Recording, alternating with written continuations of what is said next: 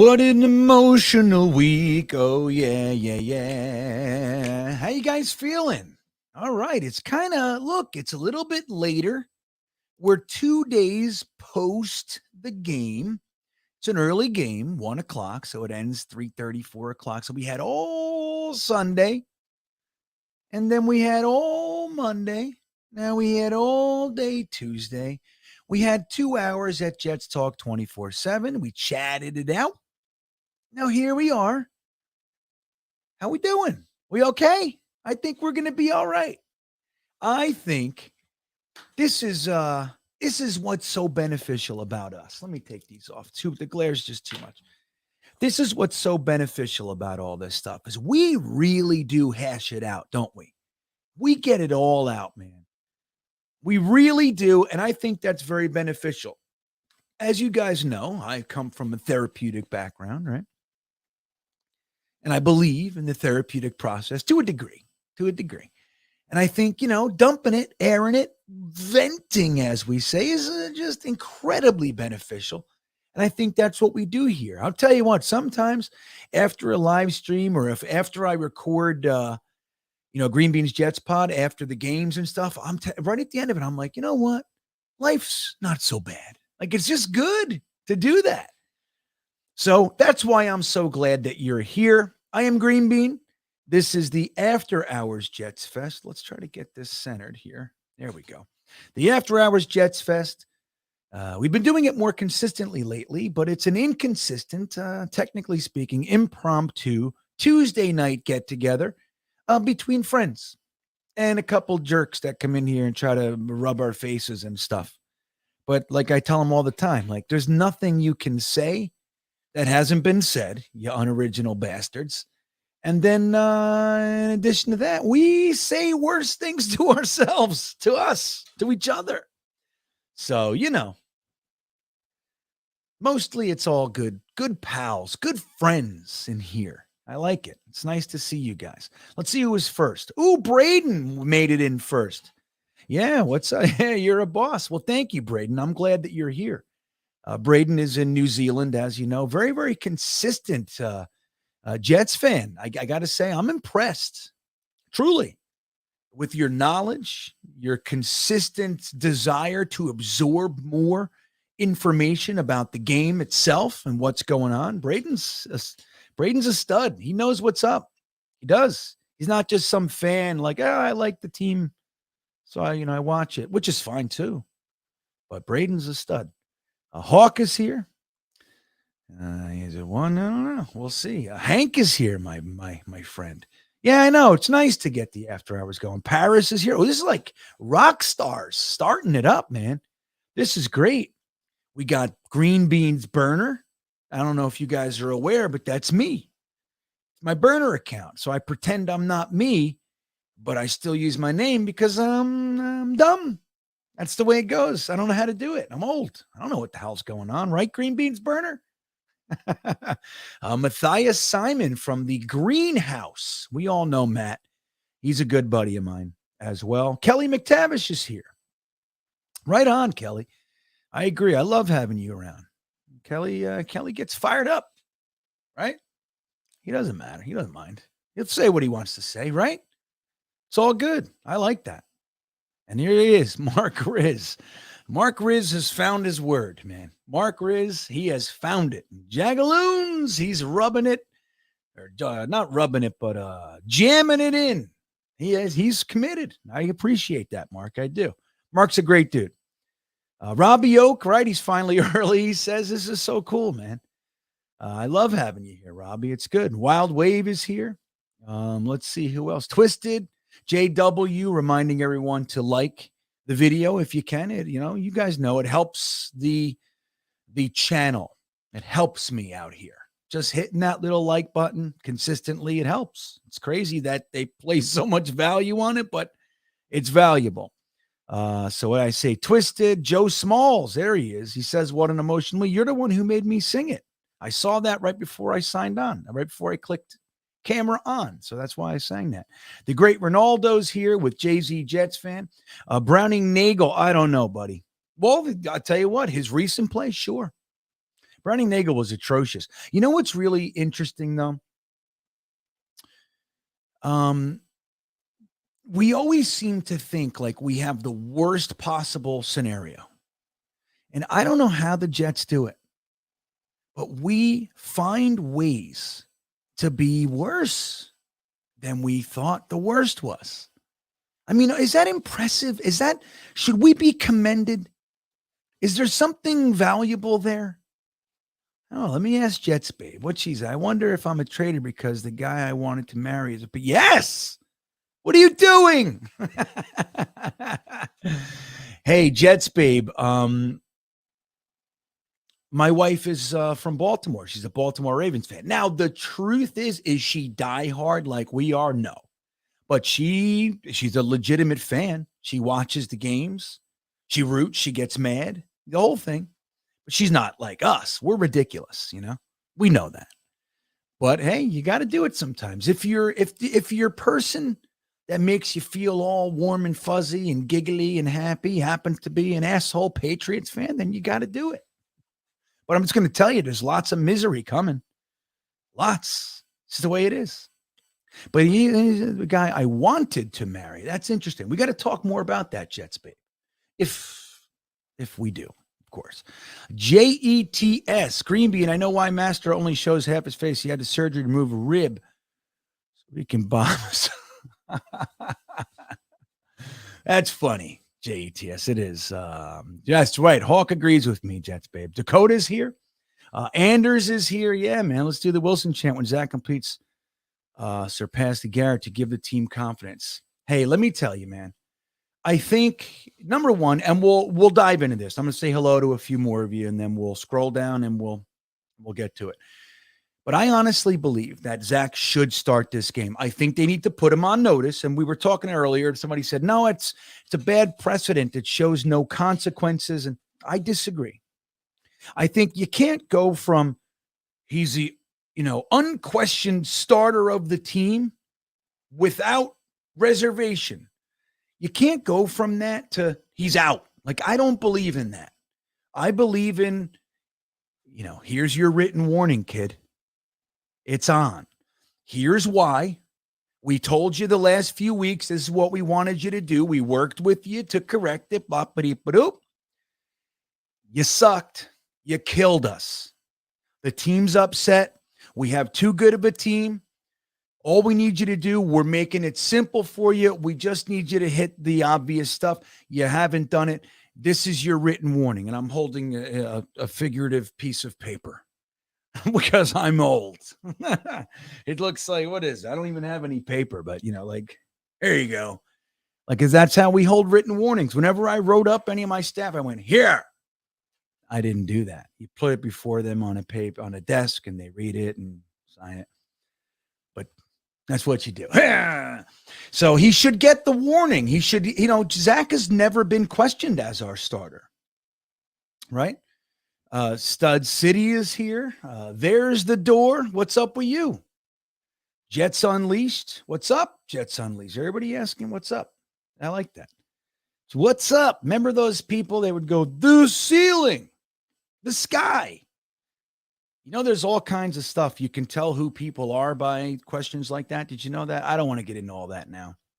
You can at least get pretty good idea, analytical, literal, things like that. You can tell right away. You ask certain questions and the way they answer, you go, oh, okay, that's what this person is. And, obviously there will be varying, degrees of they'll change this way or that way a little bit, but basically what they are. It's like they say people don't change, which I don't agree with, but generally speaking, once you figure it out, you can think you're going to change them. You can think, oh, once I do this, then she'll do that.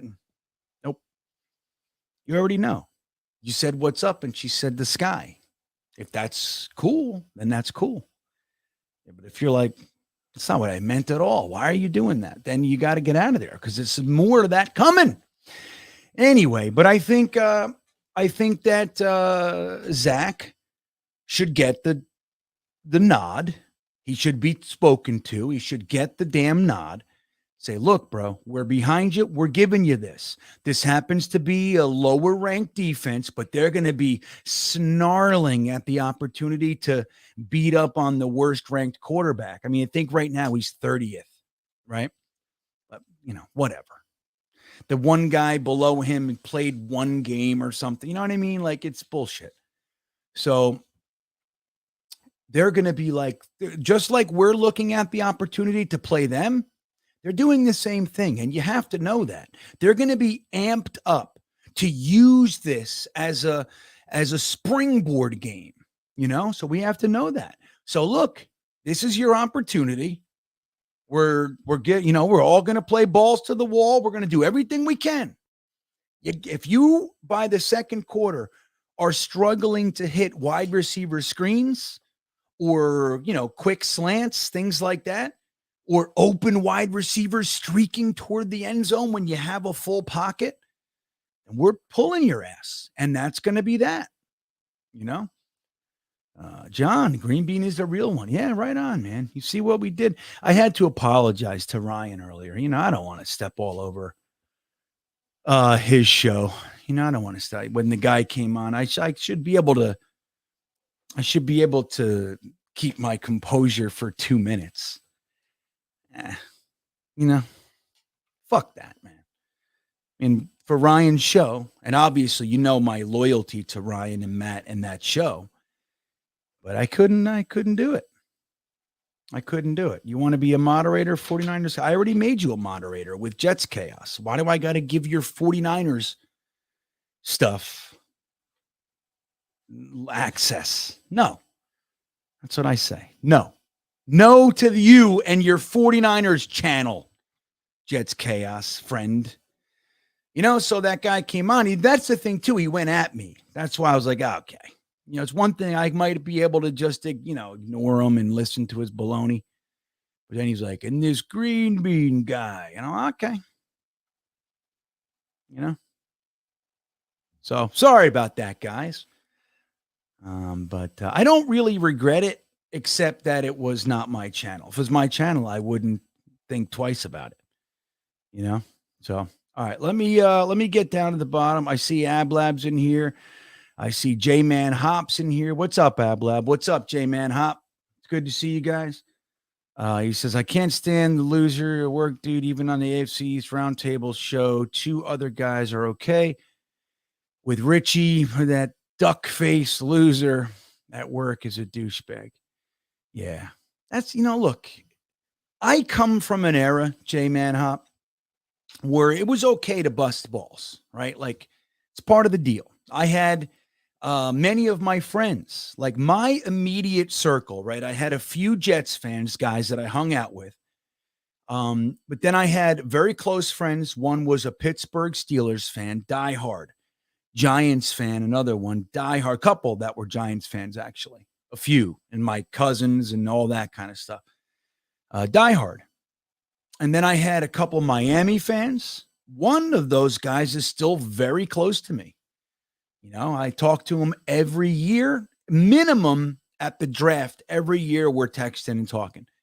But most of the time we talk about a lot of other things throughout the year as well. But I had Dallas fans. Who else? Lots. And one of the things we did on the regular was bust each other's chops. It's what we did. But the thing we didn't do is when somebody lost and you knew it was a painful loss, even if it was against like my team, you rub a little bit, especially if there was some smack talking before the game. You rub a little bit and then you leave it, right? You don't keep going when you see somebody upset or you see, it's like, you know what I mean? Like you don't do it. Like there's a code, for lack of a better word. There's a respect. Like, I think I've told you this story. There was one time, I forget who the Jets were playing, but they were losing. And this guy was busting my chops. He's a Dallas fan. He's busting my chops the whole game. Every mistake. Ah, my God, look at Neil O'Donnell. He's the fucking worst and all this stuff. And after a little while, I said, all right, look, dude, okay, I'm really not happy right now. So cool it. All right, you got your point across. You know what I mean? What's the matter, man? That kind of stuff. And the thing is, it wasn't even his team we were playing. So he's just enjoying the fact that I'm miserable. So after like maybe the third quarter, it's worse, getting worse and worse. And I finally look at him and I say, dude, listen, I've asked you numerous times to stop. I'm clearly upset.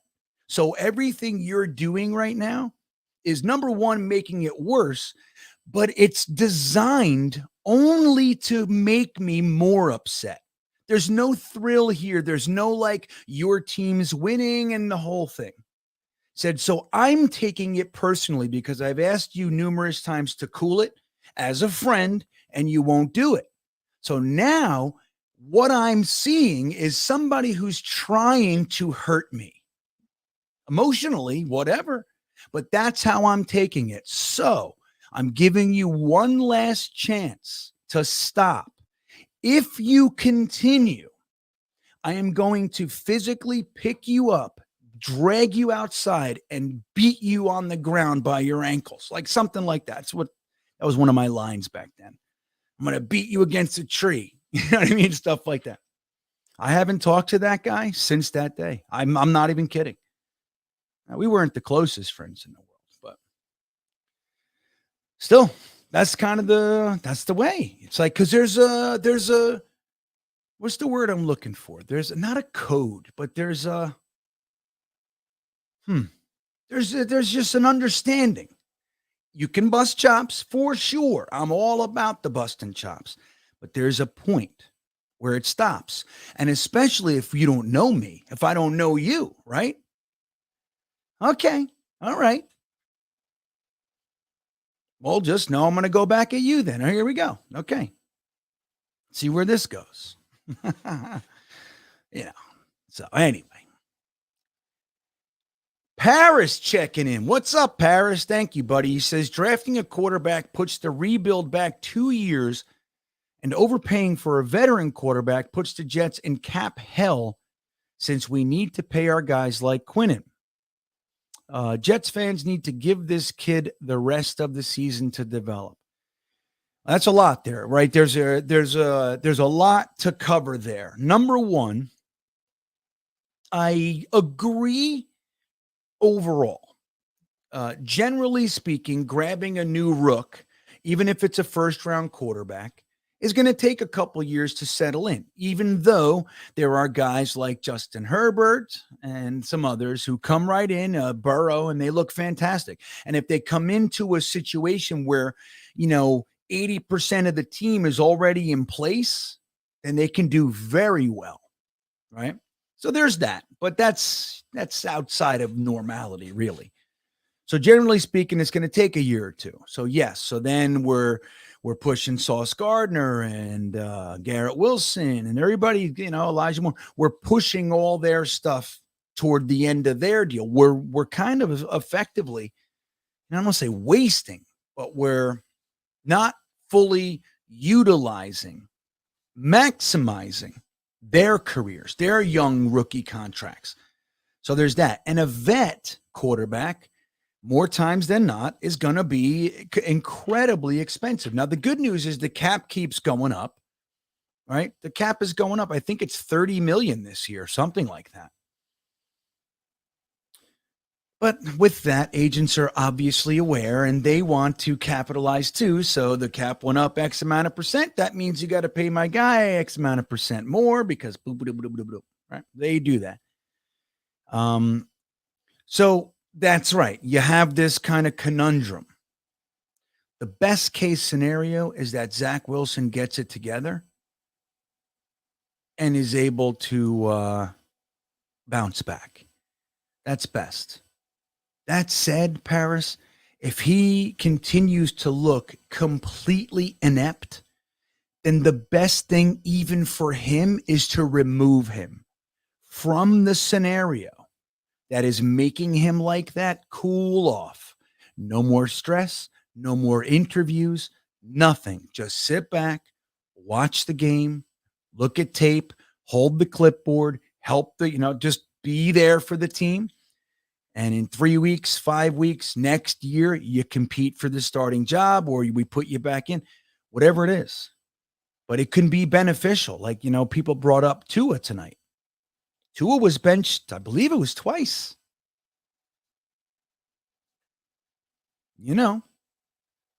Looks like it may have helped. Now, Flores might have never put him back in. Who knows? Rumor was Flores didn't want him in the first place, right? He wanted Herbert, I think was the rumor. So who knows? But, benching a guy, and benching is a hard word, like removing him from the starting position, just like we talked about with pitching. The guy's having a bad game in the third inning, get him out and put in your reliever, put in the next guy. He can have a better game. Now, what does that mean when the rotation comes around or whatever that he's not playing? No, put him back in, see what happens. Now, it's not exactly the same, of course, but I think where it can apply is that it doesn't mean the end of his career. He's clearly overwhelmed. If he goes into the Chicago game, first quarter, second quarter, he looks lost, you got to pull him for the sake of the team and for him. That all said, Paris, I'm not so sure that we're all that good at this point at developing quarterbacks. It's been our Achilles heel for a long time. For real. I mean, it's it's tough. It's tough, man. Because, what if Calabrese, who they really like, what if he's great in 4 years? It doesn't do Zach any good now, right? Dude, Calabrese was like quality control. We brought him in as quarterback coach. Now, don't forget, the plan was to have Greg Knapp here. That didn't happen. So we brought in Kavanaugh, which was really helpful. We also brought in Beck, Zach's quarterback coach. So we were able to kind of ebb a lot of that, right? A lot of that like downturn from the tragic passing of Greg Knapp. But dude, Greg Knapp being here, everybody who's ever come into contact said, oh my God, Zach Wilson's in the best hands possible. And then add to that the offensive mind, the young creative mind of Mike LaFleur, and the young, potential of Rob Calabrese. So that's where it all was now, but we have to bounce back. Now, they decided that Calabrese is the guy. He's ready. Doesn't look like it. Doesn't look like Zach's progressing. And Calabrese could be like, I don't know what to do. I don't know what I'm doing. But if I admit that, they're going to fire me. I don't know. So it's a lot of that stuff, man. Johnny Mariah Hall. Just want to say hi, Johnny. Mirahile. I think it's Mirahile, right? That's what I think. Either way, it's good to see you, buddy. I'm truly glad you're here. You guys are funny. I see some funny comments in here that I can't put up. Randy says, Bean, did you see the Rich Eisen show with Chris Long? Excuse me. You know what? I have a button for that. I have a couple buttons. I got to figure it out. Cough buttons. I did. I actually watched that. The truth is I was washing dishes, so I was kind of listening to it when I put it on. But yeah. Now, I think there's kind of I like Chris Long. I want you to know that. I like all the Longs, quite frankly. I do. But I think that there's a lot. It's very easy to slide into the extreme negative side. That's what it's always been. It's very easy. That's how mob rules. That's how that goes. Mob mentality. There's so many times that's applied.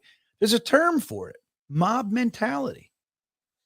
It's like it starts, there's an energy behind it, and people who would generally speaking not be a part of this type of a mob or this thought process all of a sudden find themselves in there. And then like somebody comes and calms them all down and goes, well, hey, what's going on? And then people get like embarrassed, like, oh, holy shit, what am I doing? So that happens a lot. But I think it's very easy to get sucked in to the negative stuff, especially when everything's freaking negative in front of you. You know what I mean? So yeah, Wild Wave. I see they're answering the questions. I see you, but I didn't, it's confusing, but there's just a guy, Ryan. I guess Ryan had some sort of bet with somebody or something, and he came on and he was just a douche right from the get-go. All right, we got to listen to him. He's walking around with a broom, Okay, we're gonna do that. But then he's like, in GreenBean, blah, blah. I don't even listen. I don't even know what he said. I just said, shut up. Shut up, dude. All I know is this about the Pats. They beat us. They swept us because we're completely inept. Our quarterback play was atrocious.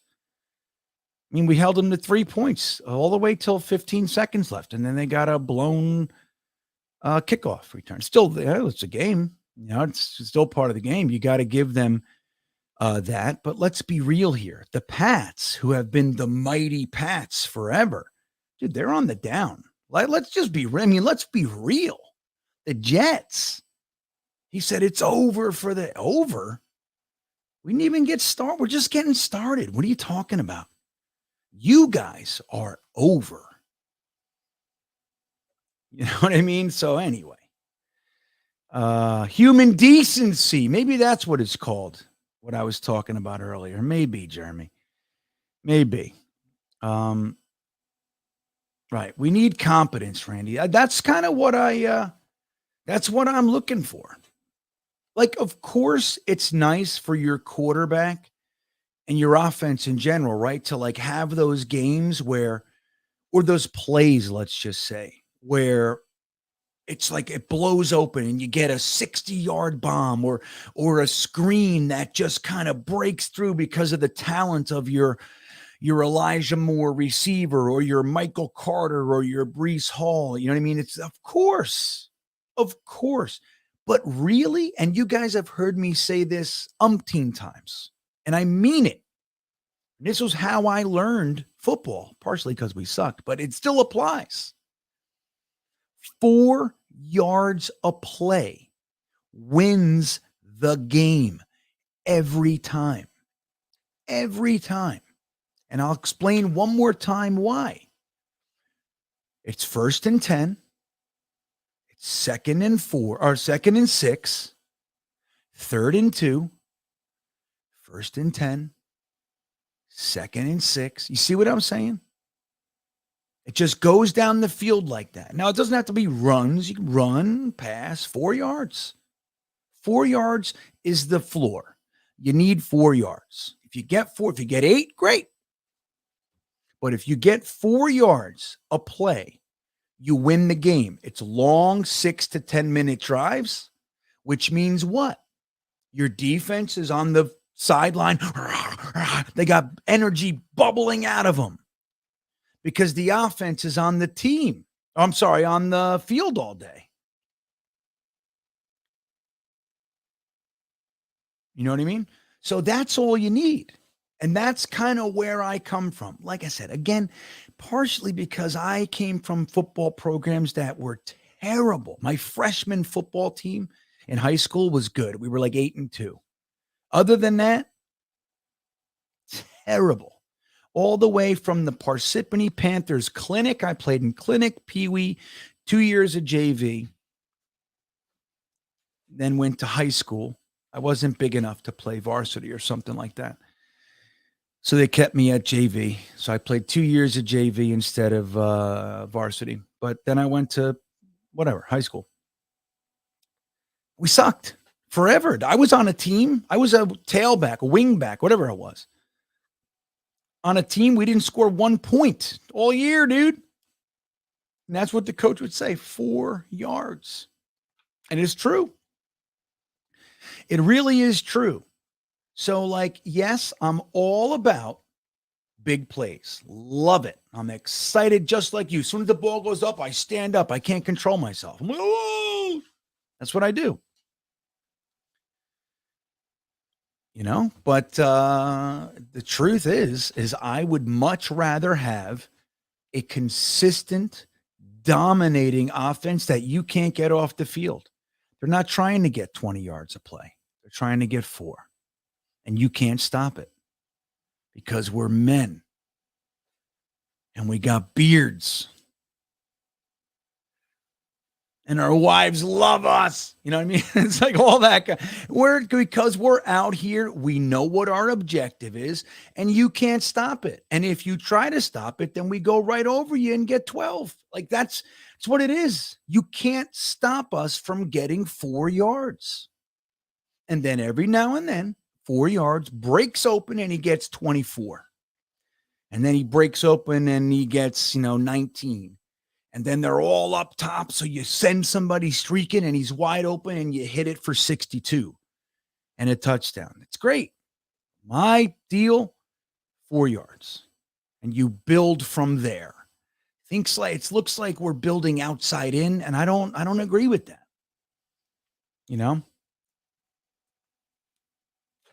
All right, Wyatt. What's up, Wyatt? Thank you for the super chat. He says, you know me, I'm a Wilson defender. Oh, you're that Wyatt. Hey, Wyatt.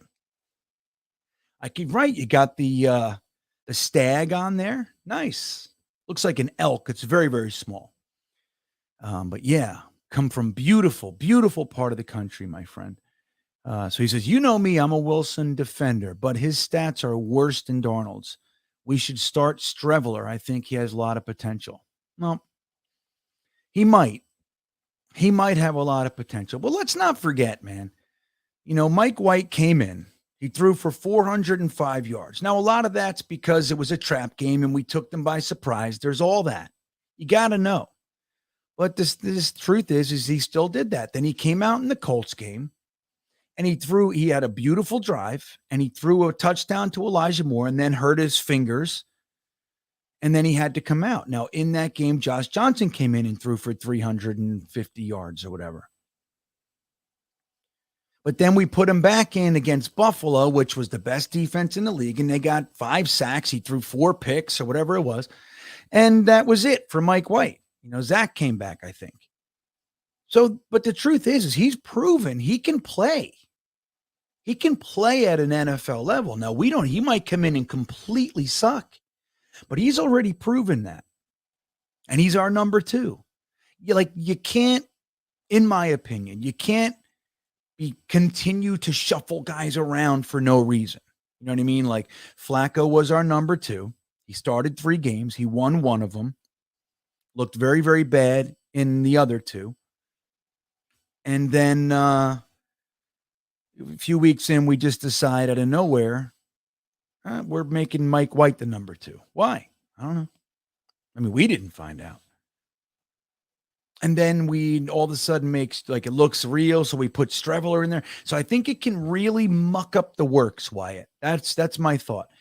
That said, if you have Mike White in, Zach's going to be the number 2.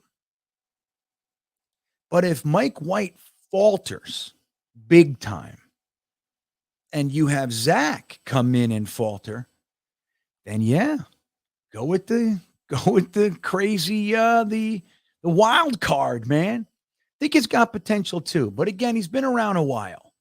He's been in the Canadian League, and that doesn't mean he can't play. There's a lot of reason to be hesitant. He looked really fun in our preseason, right? He looked really fun. And there was one game in particular, I think it was game 3, where Mike White had the game. He couldn't do a damn thing. And then one drive, it was Mike White. The next drive, they put Streveler in. Basically the same guys on offense, the same guys on defense, essentially. And Streveler came in, led us right to a touchdown. So what does that say? I mean, that's,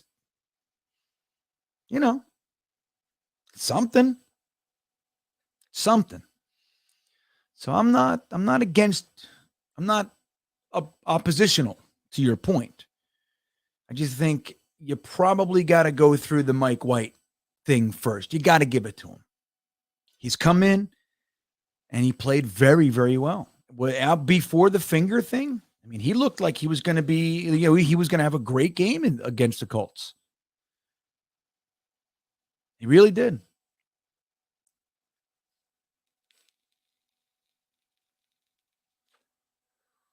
Well, so Egerton on this point, Wyatt, Egerton is saying there's a reason the Jets are paying Mike White over $2 million a year, and the Jets can't put him on the practice squad for 1 second. All the quarterback scouts know that Mike White is special. Now, special is probably a little bit more than I would say, Egerton, but I will corroborate this point because I agree. You can't put Mike White on the practice squad. They'll steal him.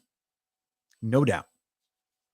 There's definitely at least a team out there that would be like, ooh, grab that guy and put him on the 53 because he's already proven he can play at an NFL level and he can play well at an NFL level.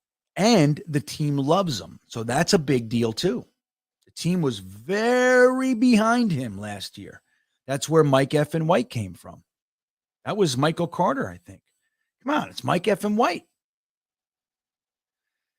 So I think that Egerton has a point.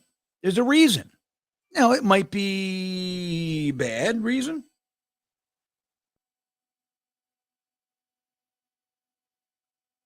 Hold on. Getting morning directions. Yeah. Now, special, I don't know. Tell you what, that one game was pretty damn special, wasn't it, Egerton? I'll tell you that. So, hey, what's up? Mark Razor's leaving. I see Dom C in house. What's up, Dom? Dong Hung Low says goose eggs. Now, I don't know what that's in reference to, but I will say this. I just got duck eggs tonight. Somebody gave us duck eggs from they have ducks. They gave us 4 duck eggs. My first thought was, ew. My wife goes, why? You'll eat chicken eggs and you won't eat duck eggs? What the? I'm like, I don't know. I don't want to eat them. I don't know why. Egg, it's an egg. I've eaten quail eggs. They're good. They're fine. I've eaten fish eggs. They're stupid to me. I know people love them. I eat like the orange ones outside of sushi and stuff like that. I've had one time in my life, I had like a cracker with a scoop of caviar on it. I ate it. I was like, I don't get it. Now, maybe because my palate is not refined and I'm a caveman. It's very possible. It's very possible. I will concede that I do not have refined tastes. I'm well rounded. I'm well traveled for sure. But that doesn't mean that I got, refined tastes. I love a good steak, buddy. You know what I mean? So, but the idea of duck eggs freaked me out. Like people like ostrich eggs. Yeah, huge egg. Now, are eggs do they taste the same? I don't know. I just worry like I'm going to crack it open to be a duck and I don't know, man. I'm like, stupid. I don't want to eat duck children. It's all dumb. Anyway, that's what's going on. Cy Thompson, thank you for the super chat, man. He says, you cannot have a doe in the headlights. He looked baffled, missing throws in the dirt or over receivers' heads. What the fudge? The quarterback is the issue. What do we really have with Zach? Yeah, well, look, Cy, you're not alone in that. And we can totally talk about the issues with some play calling, with player selection, who's on the field, right? In certain situations. Why are we emptying the backfield so consistently on 3rd and 4th and short? Why? There's all kinds of stuff that we can question. Play design in some instances. But I honestly believe that there is enough um, for lack of a better word, there's enough data that we've looked at since LaFleur and this whole team has been here, this group,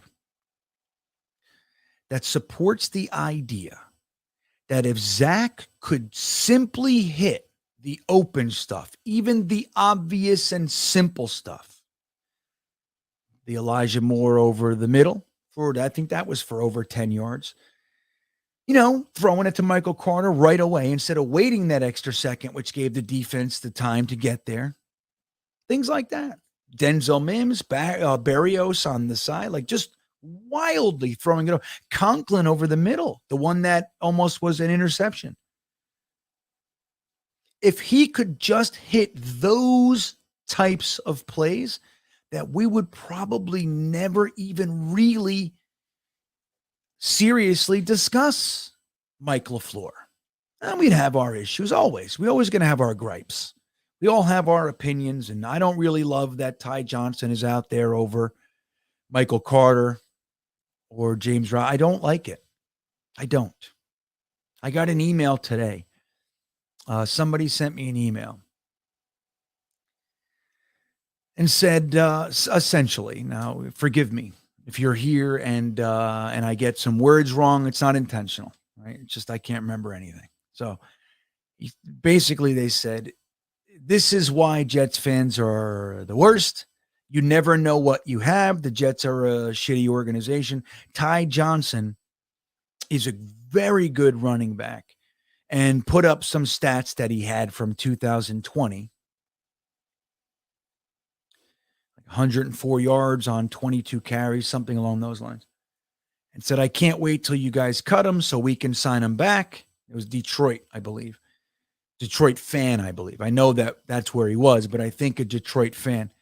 And they, basically saying like, you never know what you have, like complaining about putting this guy on the field. Like you're stupid, essentially. Like, what's wrong with you? They didn't say it like that. They're much more respectful, but my response to that is then fucking take him. We've seen him, man. You want to use stats from 2020. Now, he even had some good games last year. I'm first to say it. But I watched many, many times where he was completely steamrolled in pass protection. And I think he had 5 or 6 drops last year, 4 of which were on third down. Now, he wasn't the primary back, so he's getting in there in spot duty. So you talk about crumbling at the wrong time. There was that one game, they threw it to him 3 consecutive third downs in a row. Why? Probably to help him shake it off. He dropped all 3, killed 3 drives in one game.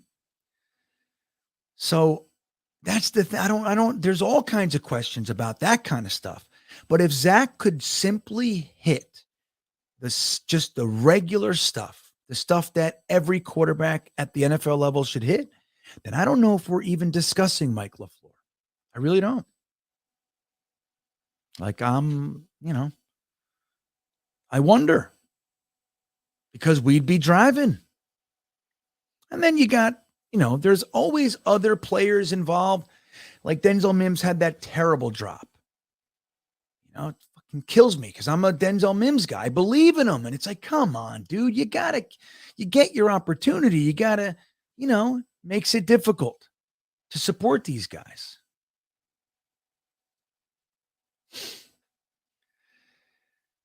Duck eggs. You guys are awesome. But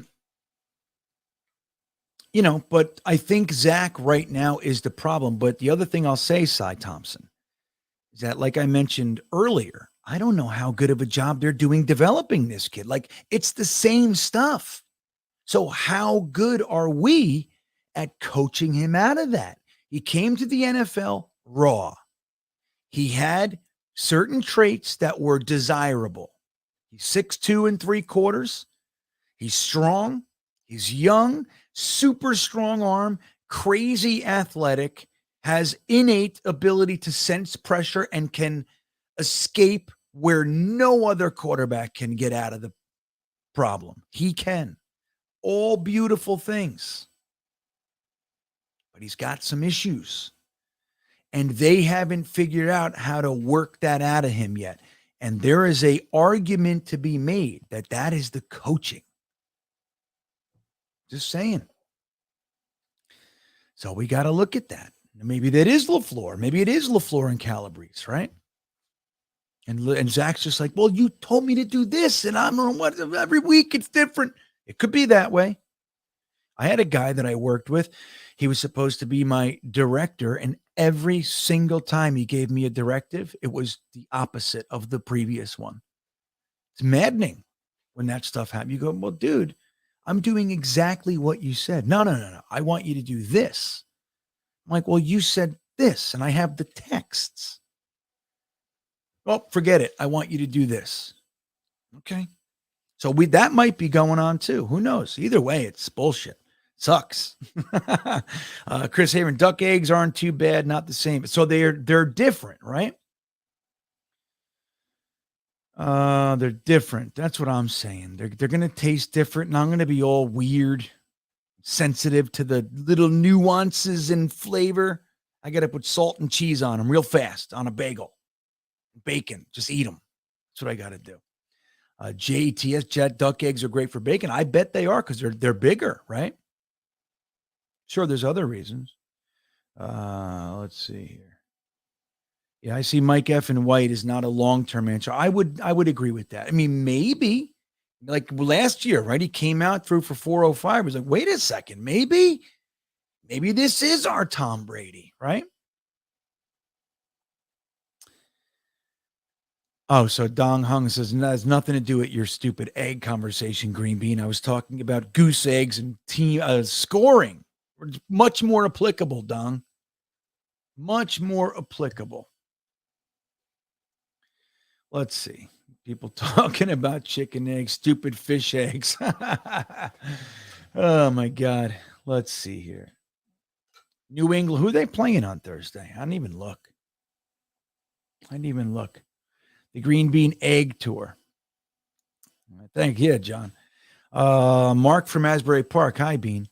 Well, guys, in 42 minutes will be my 15-year wedding anniversary to my amazing wife. And don't tell her, but tomorrow I have, I'm going to make breakfast, right? So she's going to sleep a little bit. I have to take my son to wrestling practice early in the morning. And,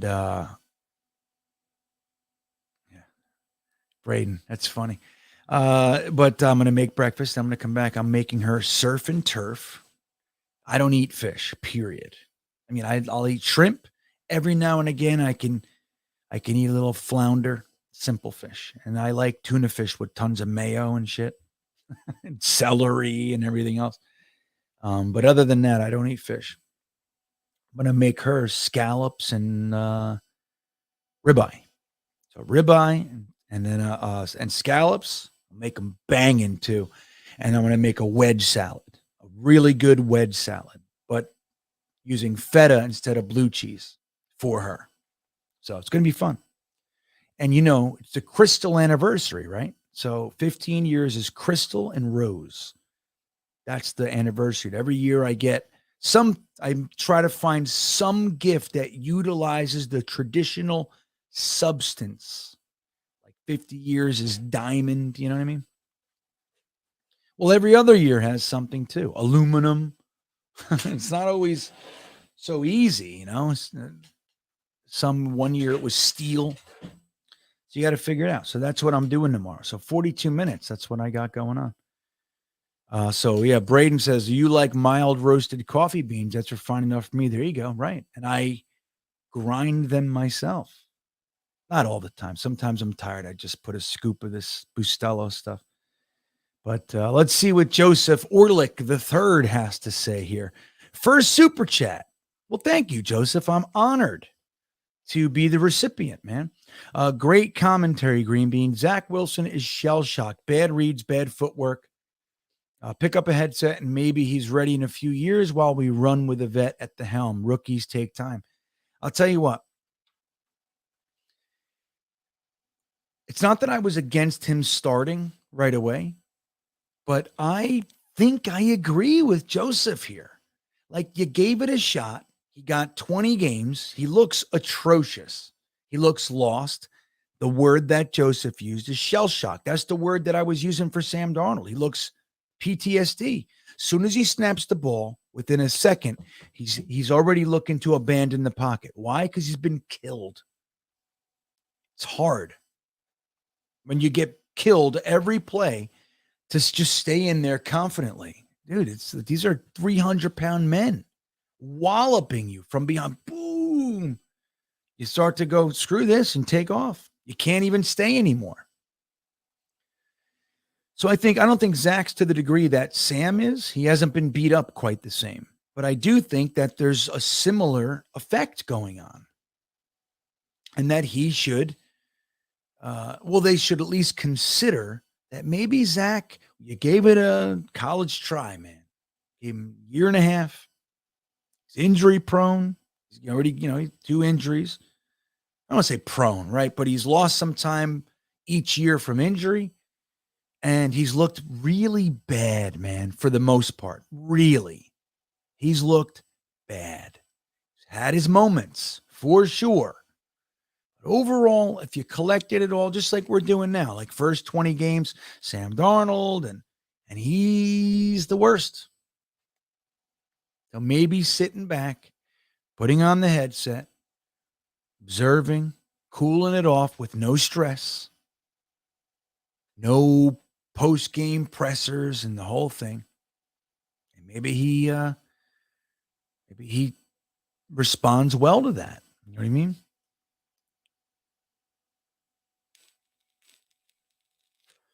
I agree, Joseph. I think that's a good super chat. It's a good comment.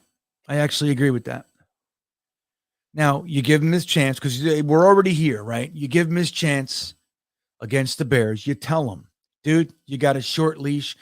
And look, and if that stresses you out, then you're not made for this.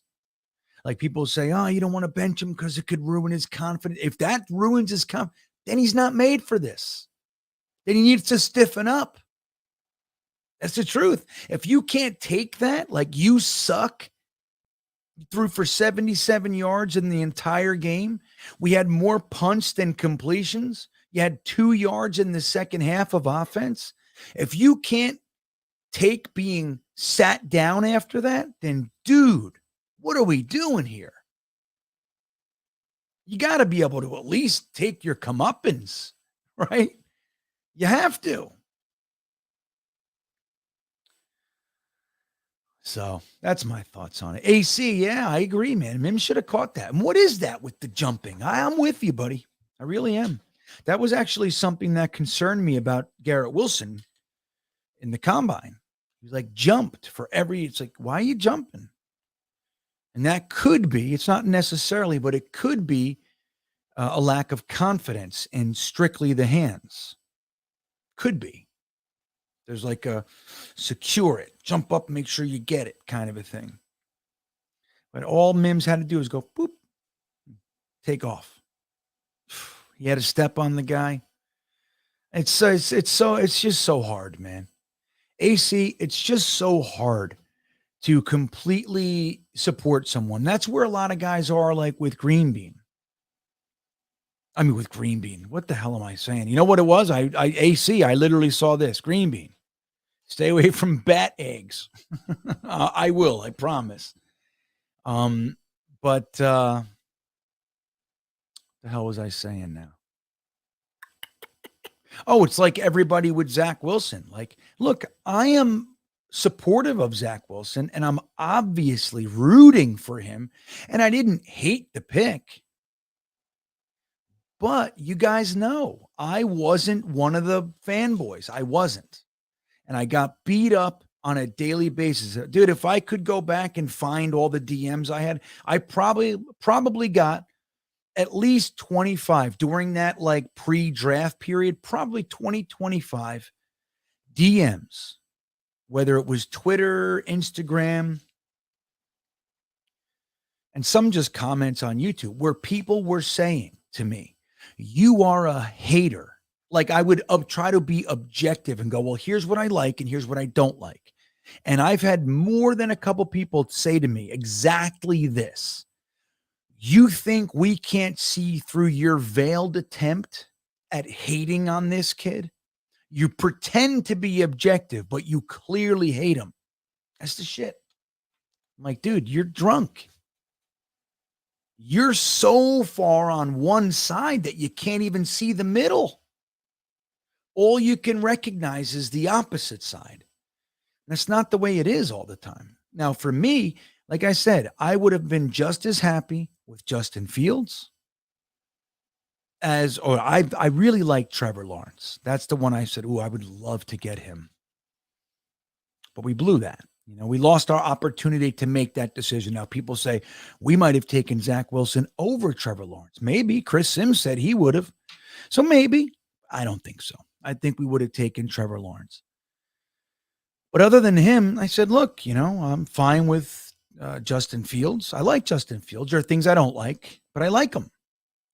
Things I like about Zach Wilson, things I don't like. And there's things I like about Trey Lance. Was hard because he had so little to look at. But the measurables and all that stuff, it was like, yeah, okay. Very athletic, exciting. But then here's the other thing. I was a big fan of the idea of like, this is a rare opportunity to trade back to like 10-ish and get a complete haul of picks. Now you look at the pick right behind us, got 3 firsts and a third. So you would imagine that we'd get more, but even if we don't, 3 firsts and a third to move back to, I think they were at 12. So you move back to 12 and you get, let's say you come away with Mac Jones, but Justin Fields was still there. Not supposed to be, so that was risky.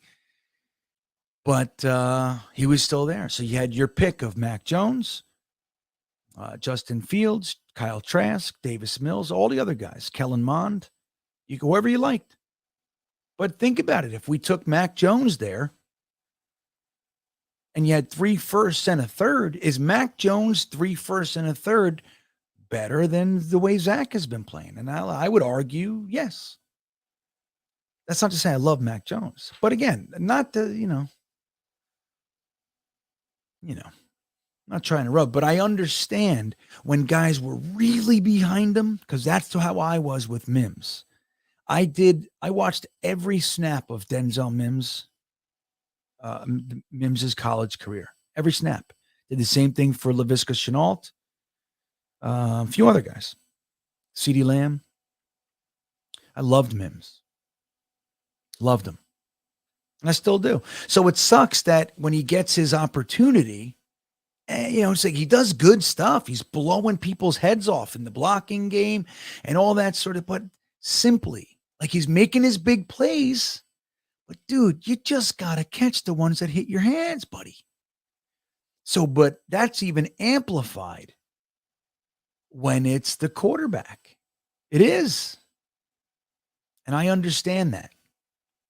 It's why I'm not hard on anybody. Like I have plenty of people, some in the beanbaggers, some, just YouTube followers and people I talk to. And I try not to be harsh because I get it. Even though I wasn't where they were, believe me, once we picked them, I was 100%. I'm certainly not one of the guys rooting for him to fail so I could be right. Definitely not me. I'm not wound that way. A little bit, but not in this one. Man, my throat. Let's see. Wyatt, hold on. Woo! I've been talking for a long time, guys. Thank you, Wyatt. I appreciate it, buddy. He says, tell your son morning wrestling practice is where champions are made. Wrestling in real tough in the Northeast. Hope he becomes a national champion. Well, thank you. It's brand new to him. He has like literally 5-6 days of practice underneath his belt. He played the whole football season. Now he's been playing football his whole life, whether it was I-9 flag stuff in Florida. And then he played tackle up here, the youth football for Albemarle County. And then he moved over. Now he's in high school football. The first 2 days of wrestling practice, Wyatt, he came back. And I remember he worked the whole summer. He was in football pads in the summer and doing the whole thing. Came home and said, holy cow, wrestling practice is hard. Totally different. Totally different. So, yeah, I did 1 year of wrestling. 1 year. And I loved it in the beginning. And then I hated it. Hated it. It wasn't for me. You know what it was? I was naturally good up till like a certain point, like naturally good. Small, but strong and quick and all those things. And then once it started to get more like skill involved, more practice, I was no longer interested to do it. I was like, lazy. But thank you, Wyatt. I appreciate that. And I will tell him. I'm hoping he's going to stick with it this year, at least one season. That's how we roll over here. For the most part. So we'll see. I'm really hoping that he, it starts to click. I just want him to get that physical, that extreme physical. I want him to get through that. That's what I want. And start to understand how to apply it. And, just because it's hard doesn't mean that you won't be good at it or that it can't be something you enjoy or that you succeed at, that you like even. So I'm rooting for him. I appreciate you saying that, Wyatt. Cy Thompson's back with another super chat. Thank you, Cy Thompson. He says, Derek Carr, maybe? Thoughts, GreenBean? Well, interestingly, look, first, let me just say this. I'm not looking for the next guy yet. I understand why we're doing it. And technically speaking, it could be fun to do it, like kind of exploring. And it's like that whole draft research thing that we do. I like that shit. I like sitting down. Sometimes 4 hours goes by. I'm just like reading, draft reports, scouting reports on guys. And I'm watching tape and oh my God, wow, 4 hours. Oh my God. I like it. I just like to do that stuff. So this is it falls in the same category, to a degree. That's that all said, I don't know. I don't want to get too far into that because I'm still here. We're 6-4. We're literally tied with the Patriots, even though they're above us. We're one game behind everybody else. One game. And this can happen. It's quick. So I'm with it. I want to see us beat the Bears. I want to see us. I think we play the Vikings first, right? And then, or either way, the Vikings and the Bills. Let's win one of those. Let's beat the Bears and split. And then we got 8 wins. 5 losses or whatever the hell it is.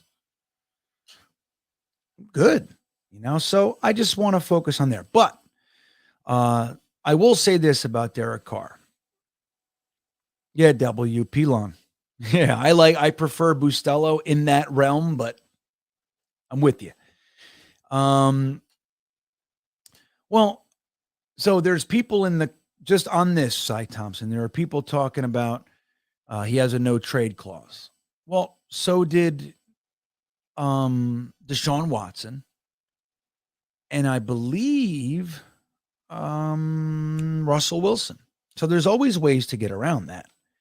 They have to agree and kind of sign off on it. So it's possible if they're like, hey, look, we're going to move on. These 3 teams are interested. Which one are you okay with going with? Going to. And he goes, this one. Okay, we'll work on a trade there. And if they're agreeable on the terms, and so that's how it goes with that. So it's very possible. Like Omar, I see you in there. A few others, I think. But here's my thoughts on Derek Carr. Derek Carr is an interesting one because statistically, he's fantastic. Fantastic. And you got to remember, they've changed his offensive line, his skill guys. They gave him Amari Cooper. Then they took Amari Cooper away. And, there's all kinds of stuff like that happening in Derek Carr's career. So even with all that said, he's still throwing for approximately 4,000 yards every year. Now I'm just going to show you because people don't believe me. You know, it's funny. Like I tell people, they're like, bullshit. I'm like, dude, just look it up and we all have access to the same stuff now, you know? But here, I'll show you this real quick. All right. Let me see. You guys can see it. Let me make it a little bit bigger for you. Okay. So let's look at this. So you got 2014. That's his rookie season. He throws for 3,270, which is right there better than anybody. I mean, I don't even know, but when's the last 32 or 3,300 yard guy we've had with 21 touchdowns and 12 picks? I don't know. Maybe, but when's the last guy? I can't even think of him. So then look, these are 4,000 yards in my opinion. 3987, he's 13 yards below 4,000. And this one, 937, he's what, 63 yards. So, yeah, you could say it's not, but it's 4,000 yards. This is more than any of our quarterbacks have done. So then he gets a 3,500. Now look at the touchdowns, though. 39-37, 28 TDs, 6 picks, 32 touchdowns, 13 picks. So the most picks he's thrown in his first, I don't know, what is that? 6 years is 13.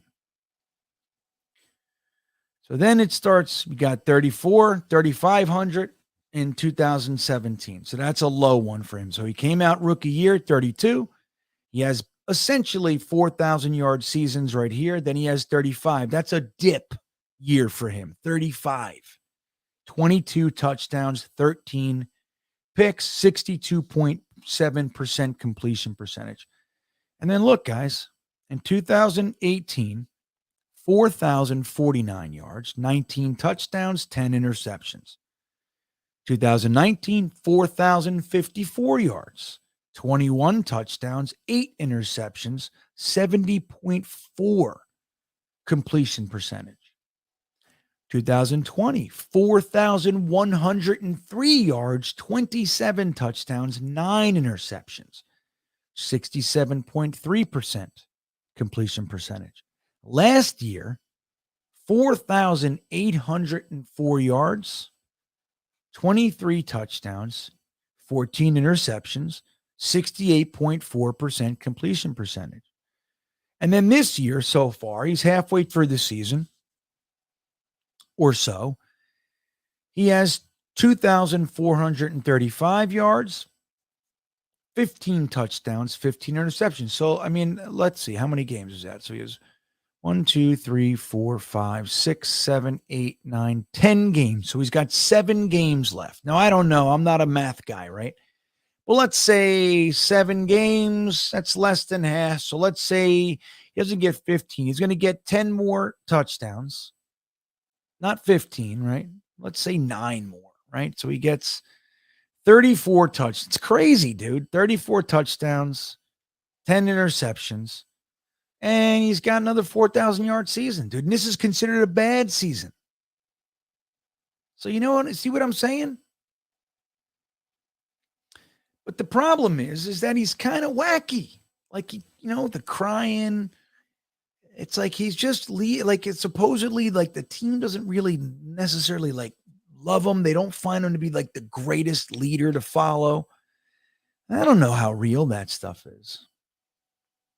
But there's always kind of something weird about this guy. And they haven't done much. But again, there's been lots of turmoil. The whole John Gruden thing. You know what I mean? Weird picks. Cleveland Farrell at 4. Like craziness. So, again, I am a Carr supporter. Now, do I think he's the right guy for New York? That's where the questions lie. As far as his talent, dude, he's immediately the best quarterback we've had here since Joe Namath. Immediately. And I love Chad. I loved the whole Vinny thing. Obviously, I loved the Sanchez 2 years. You know what I mean? We had Kenny O. I'm a big Kenny O guy.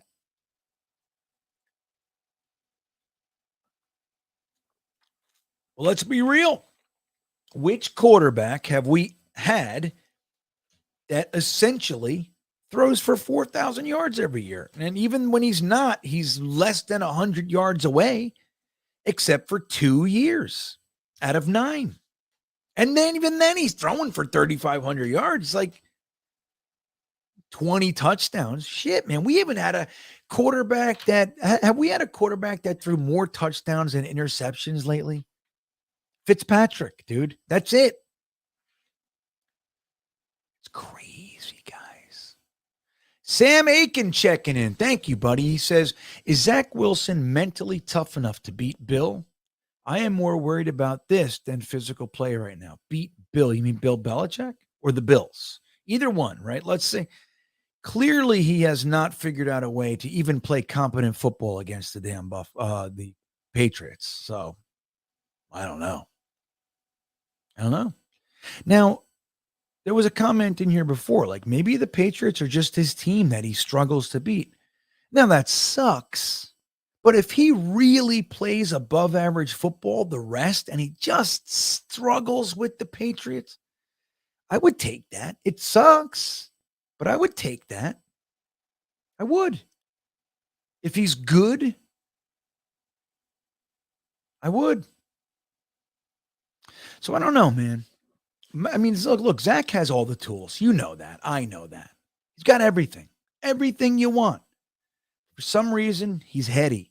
He can't figure it out, man. His feet are weird. He throws in weird positions, like he's nervous. He's happy feet.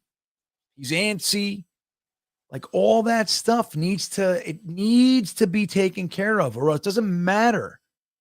It's like the big, strong, fast guy in a boxing ring. He's got everything, and he gets his ass kicked. Why? Well, it's probably a lot to do with here. He's not putting it together right. And there's a guy, he's less of everything. He's got it. He's focused. He's going to beat your face in. You know?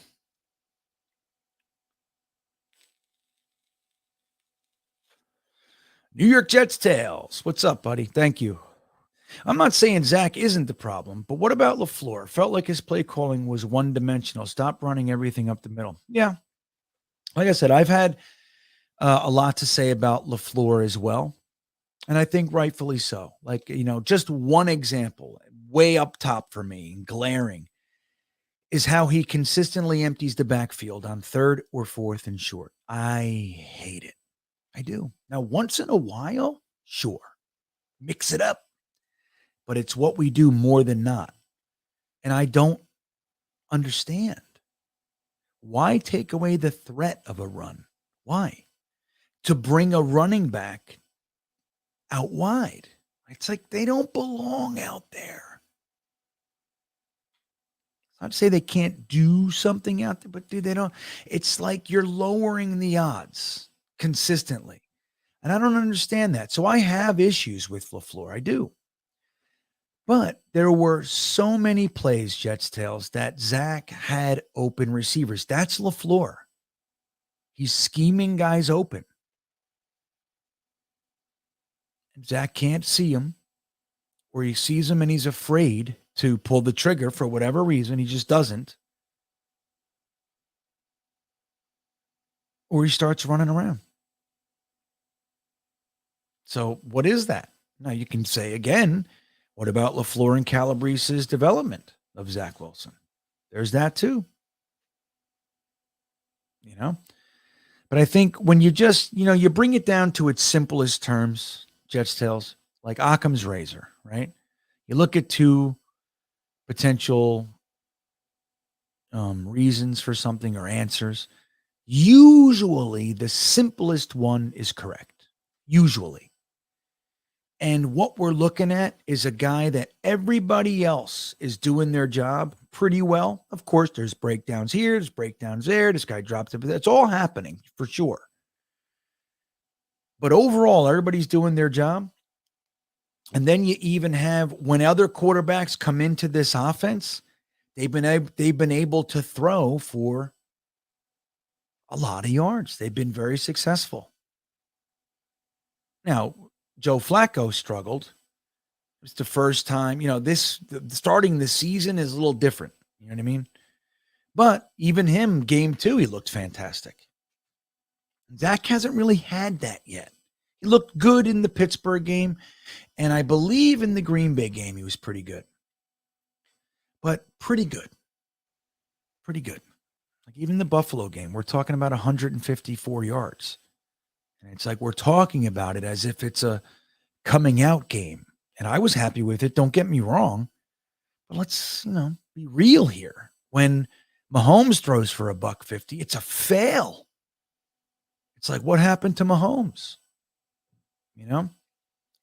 I think it's a combination of things, Jets Tails, but I think way up top is that our quarterback can't hit a 5-yard pass.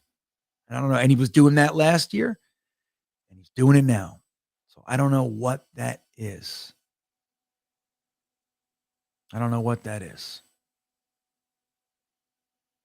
So, we can point a lot of directions. But I think ultimately, Zach Wilson, he's got to be able to play quarterback, dude. You're a quarterback. It's like a wide receiver that just can't catch. Like, okay, whatever's going on with the team, whatever development, your coach, all that stuff, you got to be able to catch the ball when it hits your hands. What the fuck happened? You've been doing this since you're 5. What happened? And that's this. Overthinking it.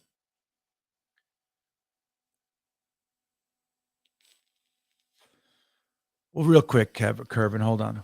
Mr. Terrible, hello, my friend. Said Zach didn't get his ass kicked. It was 3-3. Let me just tell you this, Mr. Terrible. If you don't think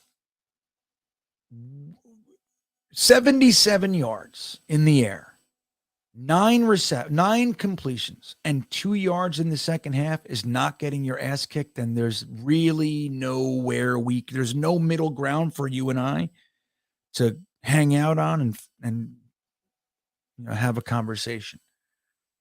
Zach was atrocious in this game. And that's not to remove everybody else. You hear me, I'm saying it. Different things that I had problems with. But dude, you got to be able to hit 5-yard passes. You have to. And when the design play like that 3rd and 1, there was lots of stuff. Elijah Moore, whatever. If he just turned to hit Michael Carter, he makes the first down. He waited. He's like frozen. I don't want to. I'm afraid. Okay. It's weird. Zach why can't we just be honest? Be objective? I don't know. Why can't we do that? Kervin, he said, that's the thing. Thank you, Kervin. He says, that's the thing. Zach Wilson's footwork is terrible. Yeah, dude. When you watch it, it's like, it's crazy. Like, what happened? And again, I will put that on coaches. I will. At some point, they can only coach so much. Like, you got to be able to. It's like, how did you get here? You're here. Like, we shouldn't be dealing with that. I have conversations with my kids all the time. It's like we can work on all the issues of the world, all the difficulties that you're going to face. But dude, you got to wake up and you got to do X, Y, and Z every day. These things are going to happen every day. We can't be battling here. So that's the whole thing. But guys, this is good. This was a good stream. I love you guys. I love talking about this stuff. I love, let's stay calm and, we stay calm. We constructively review. We don't have to agree, right? That's okay. That's what we have to remember. It's like, I rarely agree with this guy. Well, even if I rarely agree, it doesn't mean I can't find things interesting and or enjoy the discussion. I had politically, years ago, when I was living in LA, I had a very good friend of mine. He was on the opposite side of where I stood at the time. And we battled almost every night. One of my best friends, but it was always respectful. It was always intelligent. And there were times that I went, because I listened. And that to me is the key. If we're open-minded, we listen. We don't have to agree. We listen. Therefore, We can entertain thoughts that aren't coming from this. Only this. This is the whole world. My cranial cavity. It's like, we listen, we consider. There's still, it's late, it's midnight. It's almost 200 of you guys in here. And there's a lot of opinions. You know what I mean? There's a lot of opinions. Of course, we're going to disagree. That's okay. As long as you don't go, I disagree, you piece of shit. Then it's okay. All right, well, screw you. That's how it goes. Anyway, guys, you're the best. I would like to remind you to I'd like to remind you to hit the like button, like Kelly McTavish is saying. Right? Hit that like button. Again, it means the world. You'd be surprised. It's very simple, very easy to do. Most viewers don't do it. Let's say I get 4,000 views on a video and I get 300 likes. So that's 3,700 people watched it and decided not to. Now, it's your prerogative. But if you enjoy the content, it does impact the channel. It tells them that we're ready for growth. If you haven't subscribed to the channel, as I said, I have a goal of 10,000 subs in about a month and change. I'm a little over a month, actually. Wow, we're running out of time. I got 700 subs to get, 700 and change. So if you haven't subscribed to the channel, I'm really trying to make that push. That would be a beautiful thing to hit that 10,000 subscriber goal by my 2-year anniversary. Another thing, I'll do it in another video. I was going to start doing ads. That's too late. Guys, you're the best. Again, I do appreciate you being here. I appreciate the conversation. And like and subscribe. We'll see you next time. Okay? We're going to win this game, by the way. You guys just wait and see. Have a great night, everybody.